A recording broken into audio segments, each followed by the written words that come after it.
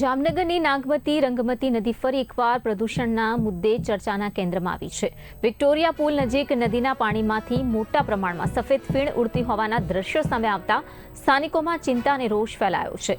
લોકોનો આક્ષેપ છે કે નદીમાં પ્રદૂષિત અને કેમિકલયુક્ત પાણી છોડાતા આ પરિસ્થિતિ સર્જાઈ છે.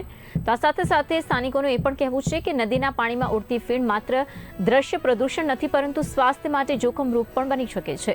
આ સાથે જ પુલ પરથી પસાર થતા વાહન ચાલકો માટે પણ અકસ્માતનો ભય વ્યક્ત કરવામાં આવી રહ્યો છે. આ સમગ્ર મામલે ગુજરાત પ્રદૂષણ નિયંત્રણ બોર્ડ એટલે કે જીપીસીબીએ સ્પષ્ટતા કરી છે કે નદીના પાણીના નમૂનાઓ નિયમિત લેવામાં આવે છે. અત્યાર સુધીના અહેવાલોમાં ઘરગથ્થુ ગંદા પાણીને કારણે ટોટલ કોલિફોર્મ અને સાથે ફિકલ કોલિફોર્મનું પ્રમાણ વધુ નોંધાયું હોવાનું જણાવાયું છે.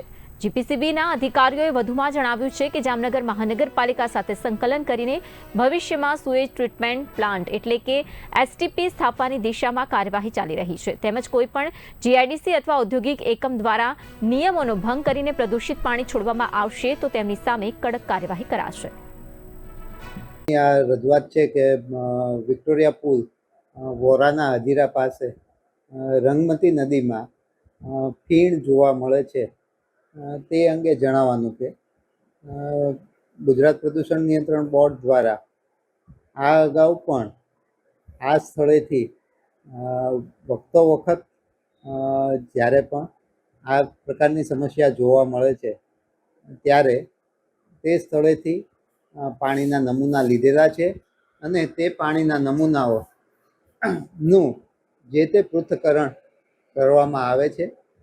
તે પૃથ્થકરણ અહેવાલોના જોતા તેમાં ઘરગથ્થુ ગંદા પાણીની એટલે કે તેમાં ટોટલ કોલિફોર્મ અને ફિકલ કોલિફોર્મની માત્રા જે અમારા પૃથ્થકરણ અહેવાલમાં વધારે જણાય છે અને જે બાબતે વખતો વખત ગુજરાત પ્રદૂષણ નિયંત્રણ બોર્ડ દ્વારા જામનગર મહાનગરપાલિકા સાથે પણ સંકલન કરવામાં આવે છે અને તે જગ્યાએ જે એસટીપી એટલે કે સુએજ ટ્રીટમેન્ટ પ્લાન્ટની વ્યવસ્થા ગોઠવવામાં આવશે ત્યારબાદ આ પ્રકારના પ્રશ્નનો હલ થશે. આ ઉપરાંત જે લાલપુર બાયપાસ પાસે થી પણ રંગમતી નદીમાં જીઆઈડીસી દરેડનું જે ઔદ્યોગિક ગંદુ પાણી આવવા બાબતની આપની જે રજૂઆત છે એ બાબતે પણ જણાવવાનું કે ગુજરાત પ્રદૂષણ નિયંત્રણ બોર્ડ દ્વારા વખતો વખત આ પ્રકારની ચકાસણી